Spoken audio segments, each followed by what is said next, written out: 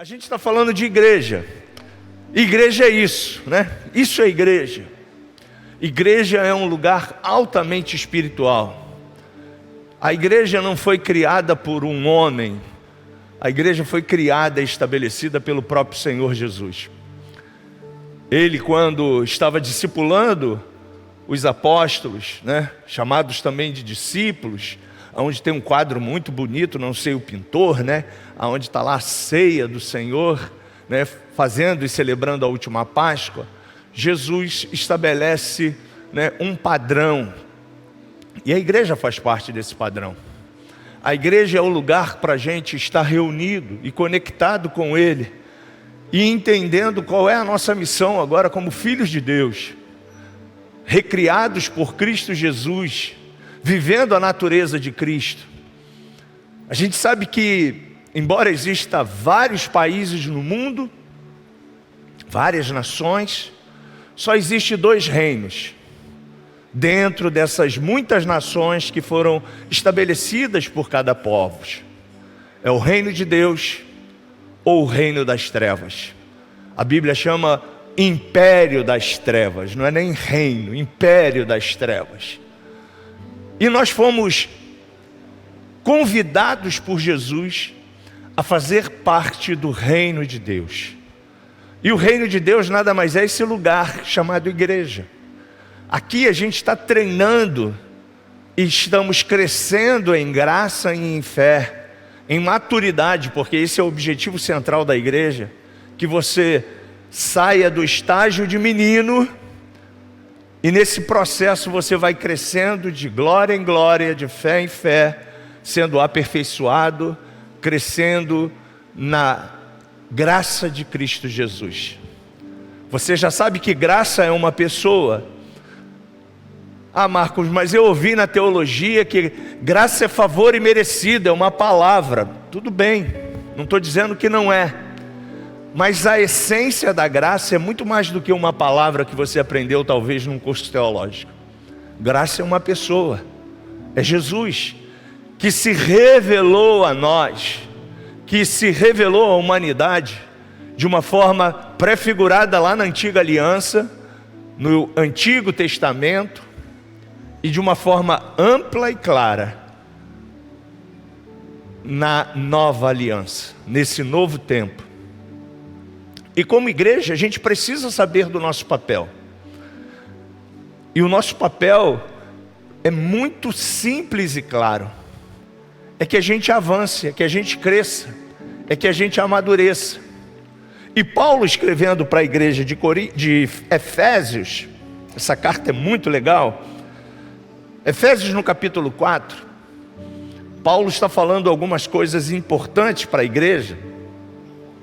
E a gente, nesse crescimento, a gente precisa entender que, embora a gente tenha várias e multiforme formas de falar para você, de tantas coisas importantes dentro da igreja, existem coisas fundamentais. E Paulo, ele começa dizendo muitas coisas aqui nesse capítulo, mas para ganhar tempo eu quero ler a partir do versículo 12. Ele diz assim: com o propósito de aperfeiçoar os santos. Quem são os santos aqui que Paulo está falando?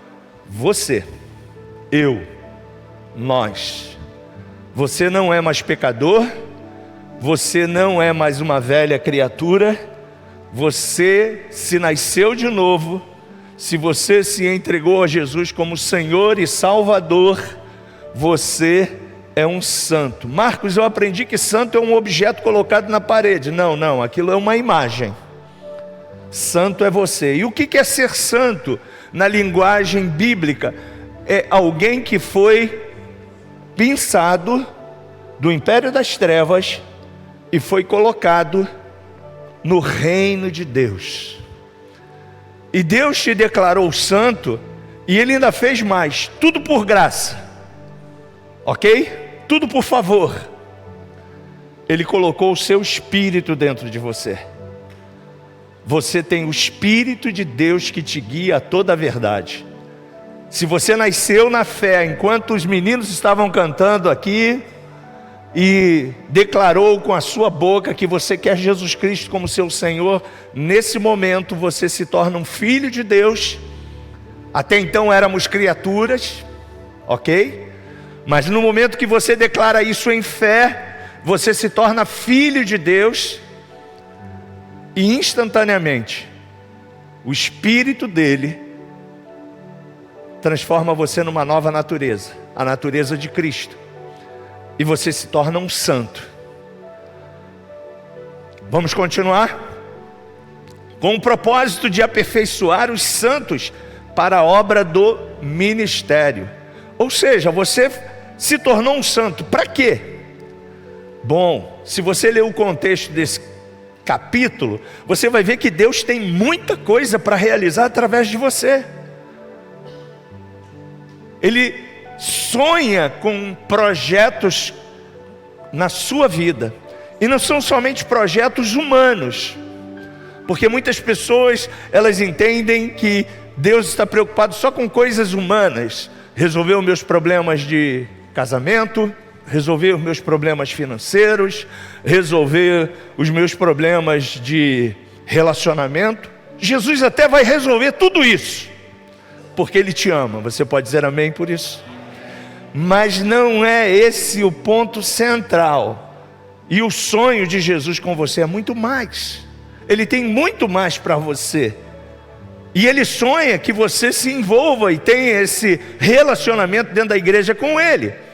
E Ele continua dizendo aqui: alcancemos santos para a obra do ministério, para que o corpo de Cristo seja edificado, até que todos alcancemos a unidade da fé, ao conhecimento do Filho de Deus, e cheguemos à maturidade, atingindo a medida da estatura da plenitude de Cristo. Uau! Então é esse o objetivo de Deus para mim como igreja, Marcos? É isso aí. Que você alcance a maturidade, que você saia desse estágio inicial. Hoje muitas pessoas estão aceitando Jesus, ou pela internet, ou aqui no templo. Você inicia uma caminhada em Cristo, você é chamado de bebê. Não se ofenda, é natural. Você é uma criança na fé. Mas o desejo de Deus não é que permaneçamos criança. O desejo de Deus é que a gente avance nesse processo, nos tornemos meninos, adolescentes, jovens, adultos e maduros na fé. Esse é o objetivo de Deus, porque você maduro, você vai ajudar quem?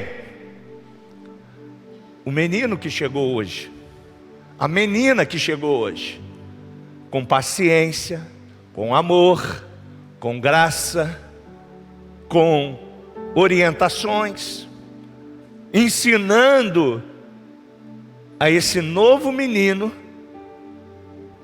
a entrar no processo. Mas você já observou que a igreja nem sempre ela está preocupada em crescer e de chegar a essa maturidade? E Paulo continua dizendo isso. Olha, a gente está falando do início da caminhada, tá, gente? E isso aqui não foi para outras pessoas que não conheciam o Evangelho e o amor de Cristo. Foi para uma igreja. E Paulo continua dizendo: o objetivo é que não sejamos mais como crianças, levados de um lado para o outro pelas ondas teológicas, nem jogados para cá e para lá por todo o vento de doutrina, e pela malícia de certas pessoas que induzem os incautos a erro. Longe disso, seguindo a verdade em amor. Quem é a verdade? Esse é um nome de Jesus. João fala muito sobre ele, Evangelho de João, e fala muito sobre Jesus, dizendo: e conhecereis a verdade, e a verdade vos libertará. Marcos, por que João tem uma relação tão íntima com Jesus? Por que João usa de palavras tão peculiares só dele para falar do Filho de Deus? Porque João tinha intimidade. Por isso que João é tão íntimo. E você, se não sabia, fique sabendo, João é o único apóstolo que tinha mais intimidade com Jesus. Ele viu Jesus glorificado.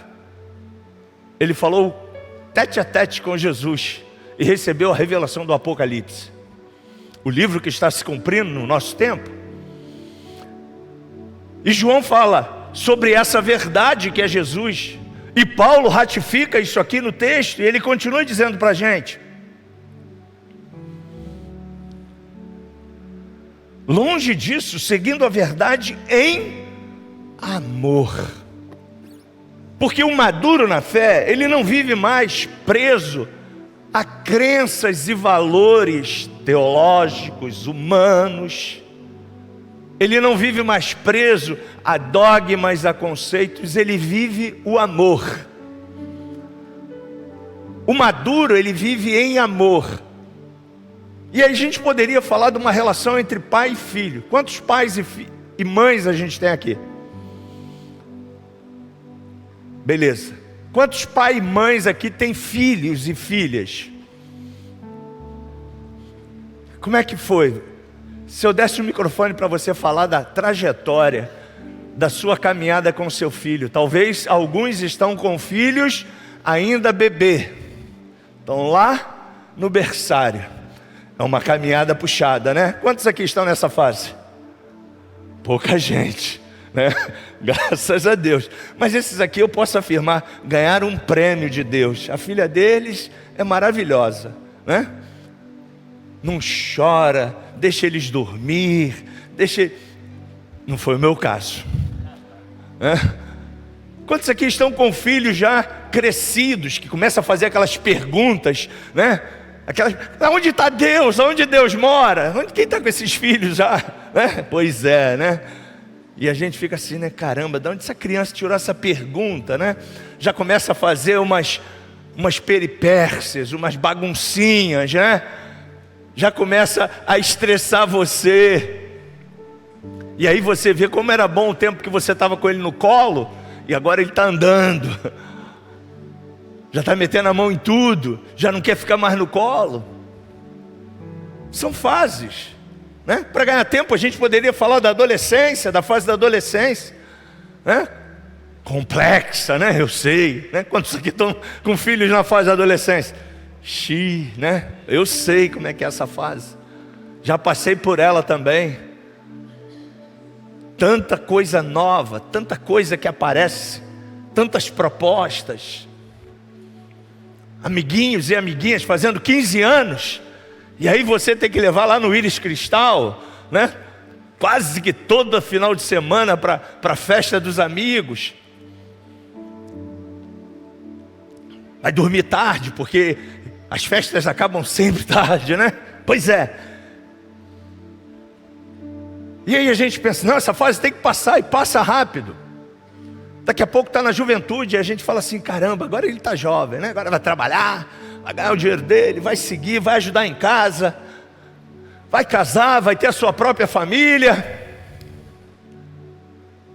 Mas nesse processo, a gente como pais, a gente só muda de ciclo. Ou uma palavra nova que está rolando muitos entre os pregadores, né? A gente só muda de estação.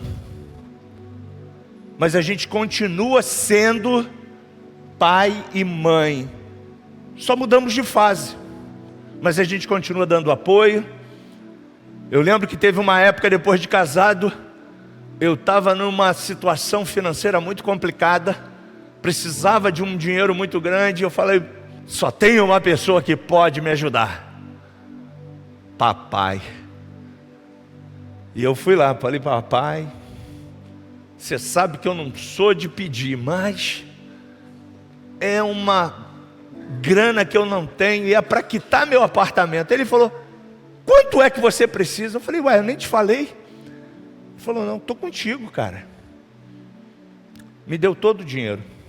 E eu fui lá e quitei o apartamento. Pai, mas por que você está falando do seu pai e da sua história, Marcos? É porque a gente tem esse mesmo pai. O nome dele é Jesus.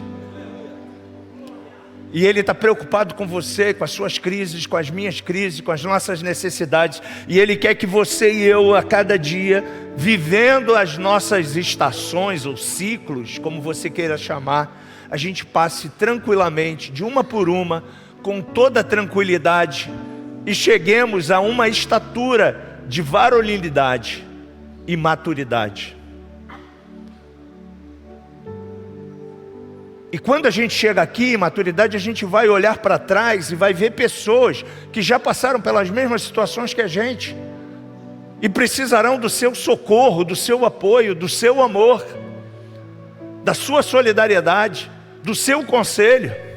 E eu sei que aqui entre nós existem homens e mulheres que são pessoas que você confia e vai até eles e pede conselho. E como é bom você encontrar pessoas assim aqui nessa casa, que você possa se aconselhar, que você possa pedir uma orientação, porque você está vendo nessa pessoa maturidade para te aconselhar. O maduro, ele entende, ele compreende as necessidades. E Paulo diz lá, ó, longe disso, seguindo a verdade em amor, cresçamos em tudo, naquele que é o cabeça, Cristo. E nós não podemos perder a essência daquilo que somos como igreja, porque o centro de tudo que há em nós, o centro de tudo que vive em nós é Cristo. Você está aqui por Cristo. Você não está aqui para estar num belo lugar climatizado. Você não está assistindo a gente na internet porque você gosta de entrar no nosso canal. Não, você está conosco por Cristo, pela mensagem de Cristo, e é Ele quem vai te dar condições, é Ele que vai te ajudar nesse processo. Agora, o que acontece nessa situação? Paulo continua dizendo para a gente aqui, e ele diz uma coisa que é lamentável, que já existia na igreja neotestamentária, logo no início. A gente está falando da era apostólica, gente. A gente está falando de homens que tiveram um relacionamento pessoal com Jesus. Paulo, que viu Jesus no caminho de Damasco, que foi elevado até o terceiro céu, viu coisas inefáveis. Escritor de quase todo o Novo Testamento, quase todo o Novo Testamento tem a visão e a revelação do Espírito Santo através dos lábios de Paulo. E ele está dizendo para a igreja, com clareza, e dizendo isso para eles: longe disso, sigam a verdade em amor, cresçam em tudo naquele que é a cabeça, Cristo, porque estando em Cristo, a gente vai estar ajustado, unido, auxiliando-nos uns aos outros, vamos crescer. Agora, uma coisa eu aprendi com meus filhos na adolescência: crescimento dói. Quem tem filhos adolescentes sabe disso. Eles não conseguem mensurar espaço, estão sempre esbarrando em alguma coisa, estão sempre gritando em casa: ai, ai. Aí você fica assim, você não viu a porta? Você não viu, né? Tem pai adolescente aqui, mãe adolescente, não é assim? É porque eles não estão mensurando ainda toda a transformação que está acontecendo no corpo e no interior deles. E de vez em quando você olha assim: caramba, eu comprei a calça tem uma semana, aí já está pescando siri, né? Aí você comprou o tênis. Eu lá em casa já comprava o tênis com 2 números na frente, que passa um mês, daqui a pouco o pé já cresceu. Parece que tu come uma coisa, uma ração, né, supersônica lá, que bomba da noite para o dia. Quem é tio de adolescentes aqui sabe disso, né? Na Nova Vida Kids, daqui a pouco tu olha para eles, daqui a pouco tem que falar com eles assim. Estão num processo de crescimento. E nós como igreja precisamos entender isso e viver isso, gente. Paulo continua dizendo para a gente que, estando em Cristo, ajustado e unido por essa junção, nós vamos crescer, edificados em amor, na medida que cada um realiza a sua função. Só agora, tá? Primeiro você vai perguntar o nome dessa pessoa que está do seu lado, não pode ser da sua esposa. Só para quebrar um pouco de gelo, pergunta. Só para você conhecer essa pessoa que está do seu lado, uma irmã, um irmão. Pode ser irmã com irmã, ou irmão com... Isso. Você conheceu uma pessoa aí agora. Isso aí. Você aprendeu um nome. Você tem agora um integrante do corpo. A Bíblia diz que nós somos um corpo. Estamos entrelaçados. E conhecendo um pouco o outro, o nome do outro, se eu quero me aproximar mais dele ou dela, eu vou pegar o telefone, eu vou saber um pouquinho mais sua profissão, quanto tempo ele está na igreja, se ele está novo ou não está novo aqui. Mas olha, a gente acabou de ler que cada um realize a sua função. Você se é corpo, e você é, diga amém por isso, você tem uma função. Não para mim, mas para o reino, para a igreja. E essa função só você pode realizar.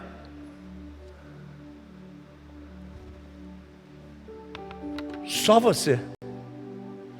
E Deus te capacitou para isso. Paulo diz que no corpo, todos nós somos muito úteis. E ele continua dizendo, dele todo o corpo ajustado e unido, cresce cada um para realizar. Sendo assim, eu vos afirmo e no Senhor insisto, para que não mais vivais como os gentios. Como viviam os gentios? Como viviam os gentios? É só a gente olhar para o nosso passado. E Marcos, não mudei nada ainda. Sou a mesma pessoa. Tenho os mesmos hábitos. Tenho o mesmo proceder. Então sinto te dizer, você é um simpatizante ainda do reino de Deus. Você não nasceu de novo. Porque se você nasceu de novo, não tem como mais você ser como você era. Como os gentios, praticando e agindo da forma que os gentios praticam. E Paulo diz, eles não amam, seus hábitos são hábitos distorcidos, seus sentimentos são totalmente, somente para si. Eles não pensam no outro. Aí você pode dizer, mas isso procede, Marcos? Sim, procede, porque o Deus que governa o coração dessas pessoas é um Deus que tem essas atitudes. Como eu disse para você, como igreja, a gente está num reino, um reino de justiça, um reino de paz, e a gente precisa evoluir, a gente precisa sair dessa instância que a gente estava de meninos, porque quando a gente é menino, a gente fala um bocado de coisa.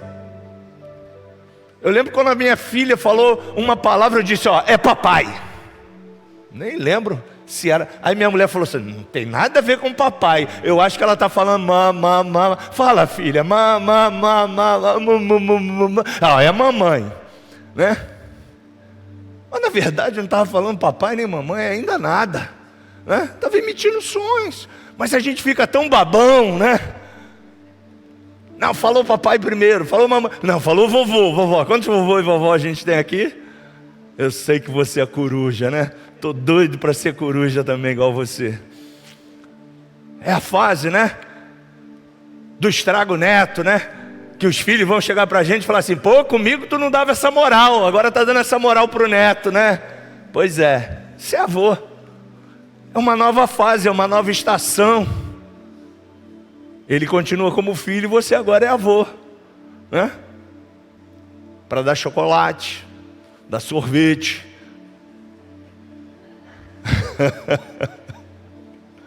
Vamos seguir, gente. Então, o que acontece? A igreja que não evolui, a igreja que não cresce, ela fica presa a tantas coisas. E Paulo diz isso para a igreja da Galácia: vocês já deveriam estar aqui, ó. Tudo bem que no processo teremos gente que está começando lá, mas a gente tem que ter paciência com esses, ajudando esses a chegar ao mesmo nível. Mas não pode todo mundo ficar na infância, porque se alguma coisa está errada, é se todo mundo ainda é bebê. Tem uma anormalidade aí nessa caminhada. Mas você já reparou como a igreja do Senhor, por falta de conhecimento, por falta de maturidade, ela ainda está culpando várias vezes o diabo, quando na verdade o diabo deve estar falando para você e para mim assim, né? Eu não tenho nada a ver com isso. Isso é culpa sua. É você que continua sendo fofoqueiro, é você que continua sendo iracundo, é você que continua sendo assim, rabugento, é você. Mas aí a gente tem a facilidade de culpar o diabo. Quem fica culpando sempre o diabo ainda está na infância, gente, porque nem tudo é culpa do diabo. Ele veio para matar, roubar e destruir, ok. Ele veio para fazer coisas ruins, ok. A gente conhecia e conhece o reino dele, a estratégia que ele usa, medo, insegurança e tantas outras coisas. Mas a gente como igreja, a gente precisa entender, e só vamos entender na medida que a gente cresce no conhecimento e na graça de Deus, as sutilezas. E uma parte do texto fala de engano. Vamos voltar ao texto. Sendo assim, eu vos afirmo, no Senhor insisto, que não mais vivais como gentios, que vivem na inutilidade dos seus pensamentos. Eles estão com o entendimento mergulhado nas trevas e separados da vida de Deus, por causa da ignorância em que vivem, devido ao embrutecimento do seu coração. Havendo perdido a sensibilidade, eles se entregaram a um estilo de vida impuro. Entretanto, não foi isso que vós aprendestes de Cristo, se é que de fato o ouvistes e nele fostes discipulado conforme a verdade que está em Jesus. Quanto à antiga maneira de viver, versículo 22, fostes instruído a vos despirdes do velho homem que se corrompe por desejos e enganos. Eu como igreja, eu tenho que me despir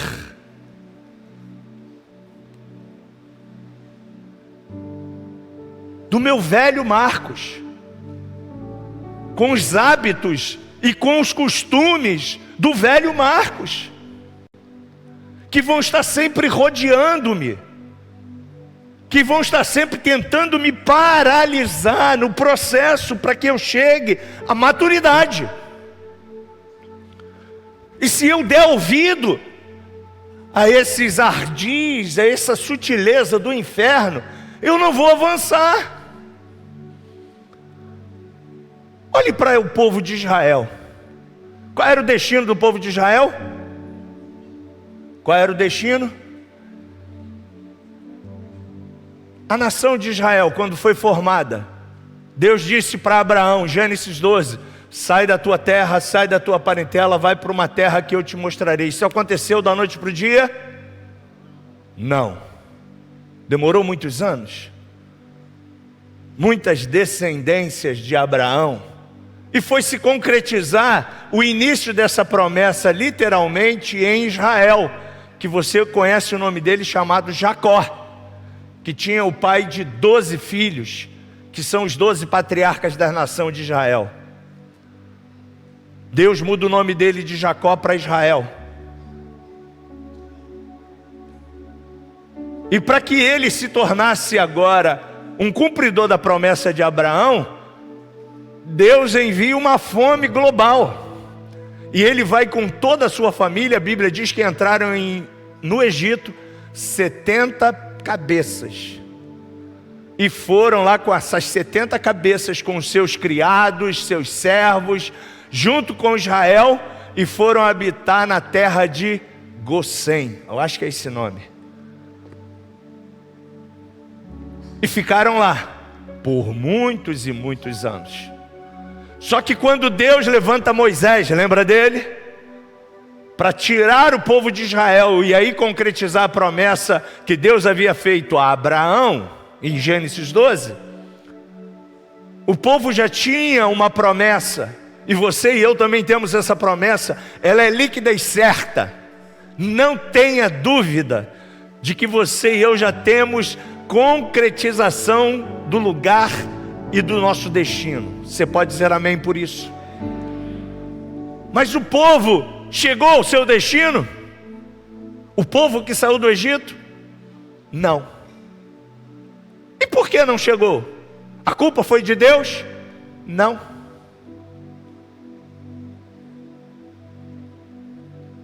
E aí você, se você for ler lá na Antiga Aliança, você vai ver tantas coisas que iludiram e omitiram o destino para essas pessoas. A maturidade e o alcance do seu objetivo central, Canaã. É diferente hoje? Por analogia, não. Aonde é a sua e a minha Canaã? A Nova Jerusalém, o céu, uma terra que Deus já implantou. Aonde, Marcos?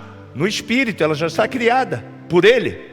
Novos céus e nova terra já está concedida para a sua igreja, você, eu. Estamos habitando nela ainda? Não, mas ela já é nossa. Em fé, eu já tenho a promessa. E o que eu preciso fazer? Permanecer. Só isso. Permanecer. Olhando para o passado, para o povo de Israel, que é uma analogia da igreja, eles não permaneceram. Começaram a fazer o quê? A terra é chata, não tem comida, Deus esqueceu de nós, vamos voltar para o Egito. O Egito é melhor. Gente, vamos ser francos, a gente está falando de um povo que era escravo. Ser escravo é melhor do que ser livre?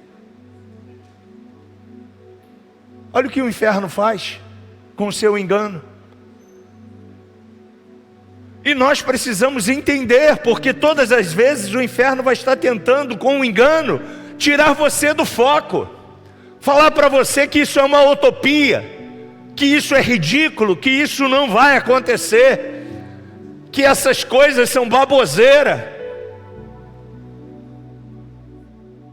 Agora você precisa ter clareza e dizer não ao engano e falar: olha, eu sei em quem tenho crido, e por certo é poderoso para cumprir o bom propósito e a boa promessa sobre a minha vida. Nela eu estou estabelecida. Pode vir chuva, pode vir tempestade, pode vir o que for, eu não abro mão daquilo que já é meu, o reino de Deus. Mas você e eu somos todos os dias convidados a olhar para trás, a murmurar, a olhar para a cebola, a olhar para o Egito. Gente, se o pecado fosse ruim, humanamente falando, ninguém pecava.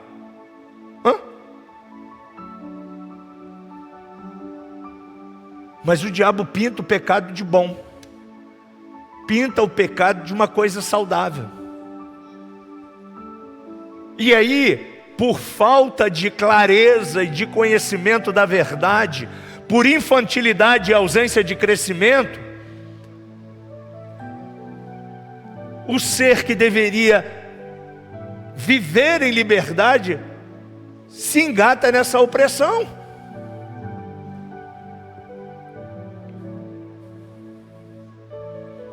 Portanto, cada um de vós abandone a mentira, fale a verdade ao seu próximo, pois somos membros uns dos outros. Não deis lugar ao diabo.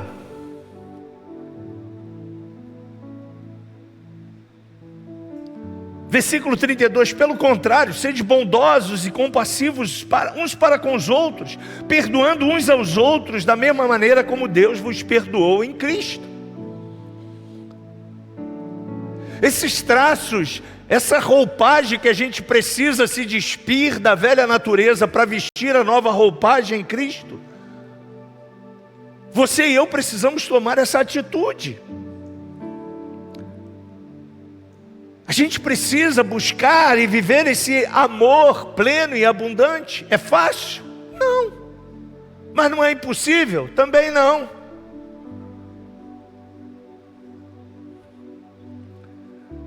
E quando eu vou me despindo desse velho Marcos, a Bíblia diz que agora eu vou viver um novo estilo de vida. Eu vou ter um novo olhar. Eu vou contemplar o meu próximo não mais com um olhar que eu tinha outrora, mas eu vou ver nele coisas excelentes em Cristo, a natureza de Cristo. Cheios do amor, eu posso fazer isso. Colossenses capítulo 3, para a gente terminar, versículo de 12 a 17. O próprio Paulo está escrevendo essa mesma mensagem agora para uma nova igreja. Ele já está dando um upgrade, Colossenses 3, de 12 em diante. Assim como o povo escolhido, você foi escolhido por Deus. Somos mais de 8 bilhões, Deus escolheu você.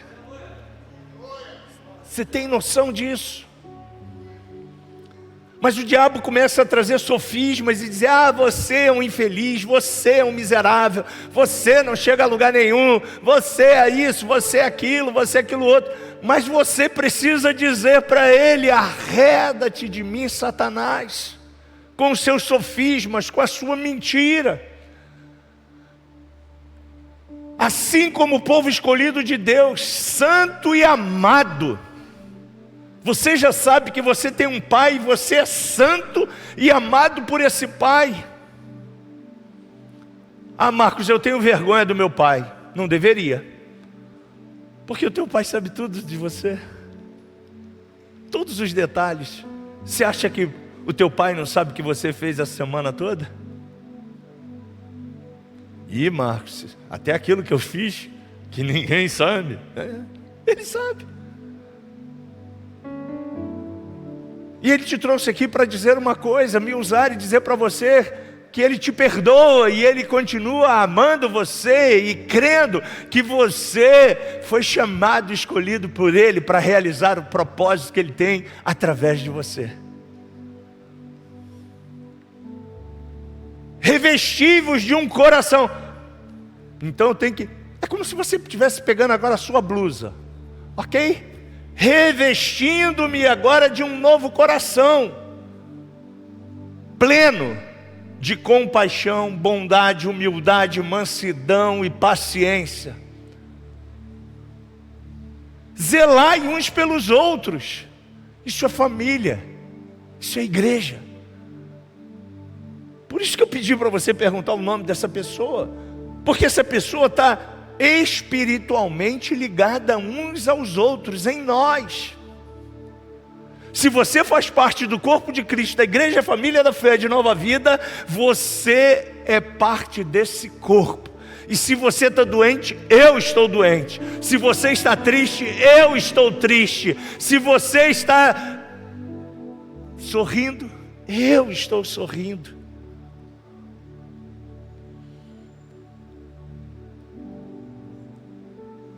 Esse senso de pertencimento é fundamental para que a gente possa olhar uns para os outros, estender as mãos uns para os outros e ajudar uns aos outros. Porque para te jogar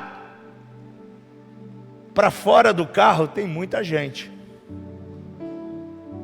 Para te acusar vai ter várias pessoas. Mas Jesus não está de forma alguma estabelecendo e gerando esse ambiente de amor na igreja para te censurar, para te criticar, para te... Não, pelo contrário. Ele sabe das tuas crises. Zelai uns pelos outros e perdoai-vos mutuamente. Caso alguém tenha algum protesto contra o outro, assim como o Senhor vos perdoou, perdoe também. Não vou ficar mais nesse ministério não, Marcos. Me magoou. Aliás, a gente hoje é a geração do mimimi, né? Pergunta ao seu irmão, você não é dessa geração não, né? Mas tem uma geração do mimimi aí. Qualquer coisinha magoou.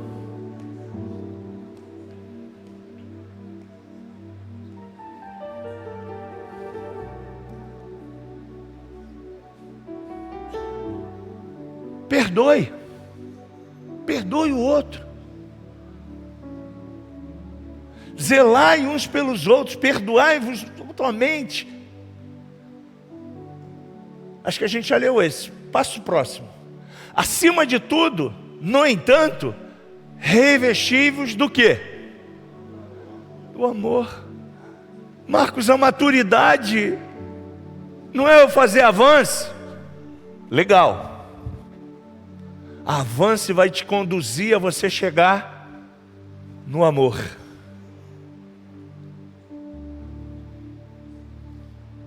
O Sou Nova Vida vai construir um caminho para você chegar no amor. E o que é o amor, Marcos? Você está falando tanto do amor, o amor é Jesus, legal, eu estou entendendo isso tudo. O amor é o processo que a igreja precisa chegar de maturação.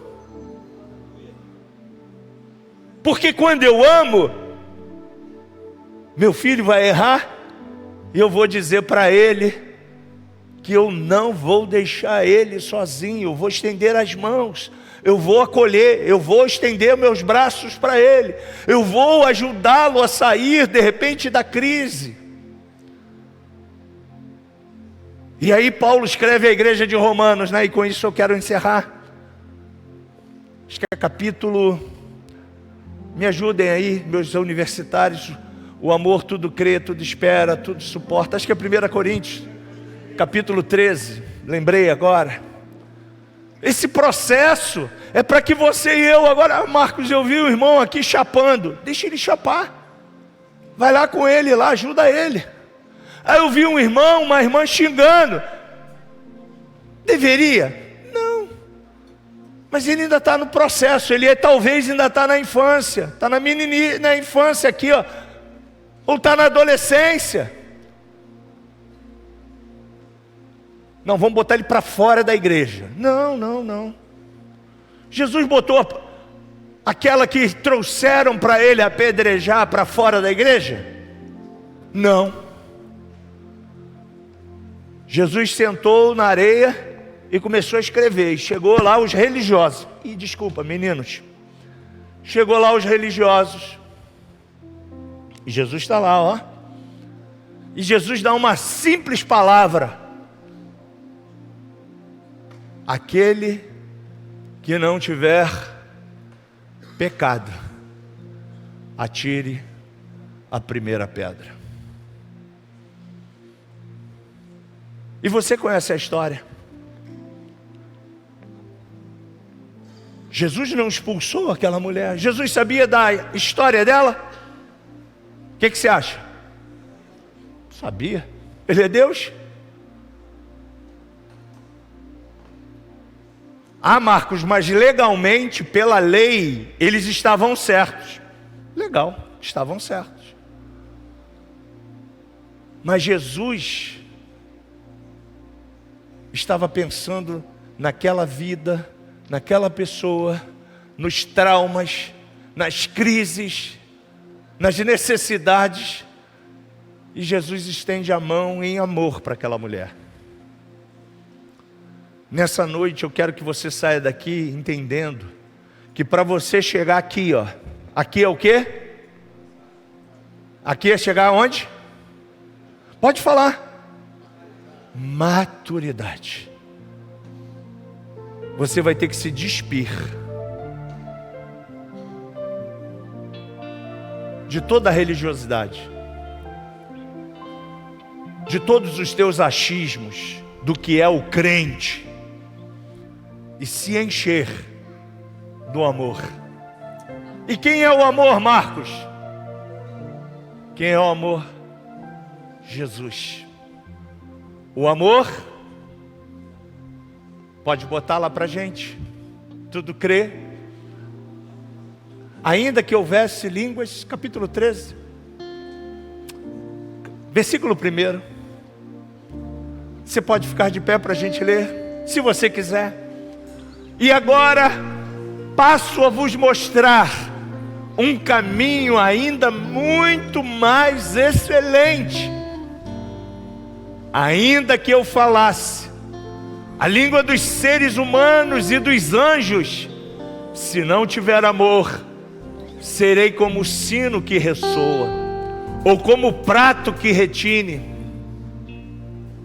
Mesmo que eu possua o dom de profecia, e conheça todos os mistérios e toda a ciência, e ainda tenha uma fé capaz de mover montanhas, se não tiver amor, nada serei. Você está entendendo isso? Uau! Mesmo que eu dê aos necessitados tudo o que eu possuo, e entregue o meu próprio corpo para ser queimado, se não tiver amor, todas essas ações não me trarão qualquer benefício real. O amor é paciente, o amor é bondoso, não inveja, não se vangloria, nem é arrogante, não se porta de maneira inconveniente, não age egoisticamente, não se enfurece facilmente, não guarda ressentimentos. O amor não se alegra com a injustiça, pois a sua felicidade está na verdade, que é Jesus. Tudo sofre, tudo crê, tudo espera, tudo suporta. O amor jamais morrerá. Todavia, as profecias deixarão de existir, as línguas cessarão, o conhecimento desaparecerá. Porquanto, em parte ainda conhecemos, porque estamos nessa natureza ainda limitada, e em parte profetizamos. Quando, no entanto, chegarmos ao perfeito estágio do corpo incorruptível que já é nosso, com a inteligência e o conhecimento daquilo que é pleno, da nossa conhecimento macro e existencial que tínhamos lá no jardim de delícias do Éden, antes de ter sido corrompidos pelo pecado que trouxe um afastamento do conhecimento pleno que você e eu tínhamos. Quando, no entanto, chegar o que é perfeito, o que é imperfeito será extinto. Quando eu era criança, pensava como menino, sentava e falava como menino. Quando cheguei à idade adulta, deixei para trás as atitudes próprias das crianças. Agora, portanto, enxergamos apenas um reflexo daquilo que temos como em um material polido. Entretanto, haverá o dia em que veremos Ele face a face. Você pode dar aleluias? Hoje conhecemos Ele ainda em parte, mas conhecerei perfeitamente da mesma maneira como plenamente sou conhecido por Ele. Sabe por que Ele investe em você e em mim? porque Ele te conhece, Ele já sabe e Ele já te vê nessa extensão macro daquilo que é você em glória nele, vivendo a realidade do reino de Deus em amor. Pense nisso. Viva isso intensamente, porque isso é ser igreja. Não é criticar, não é zombar, não é censurar, é amar. Como aquele homem que estava tentando destruir uma vida, ele escrevendo disse: olha, se você é melhor do que ela, você está liberado para fazer. Mas ele no final lhe disse assim: filha, alguém te acusou? Alguém acusou ela? Então você e eu não somos acusadores. A igreja não está aqui para apontar o dedo para ninguém, gente. A igreja está aqui para amar. A igreja está aqui para acolher. A igreja é você. E aí ele disse uma frase maravilhosa para essa mulher: vai e não peques mais. E eu quero dar uma frase para você: vá e viva em amor. Ame intensamente a sua família, ame intensamente os seus filhos, ame intensamente a sua esposa, o seu marido, ame intensamente tudo quanto Deus coloca nas suas mãos. Viva o amor, porque na multidão do amor Deus ordenará toda bênção sobre a sua vida.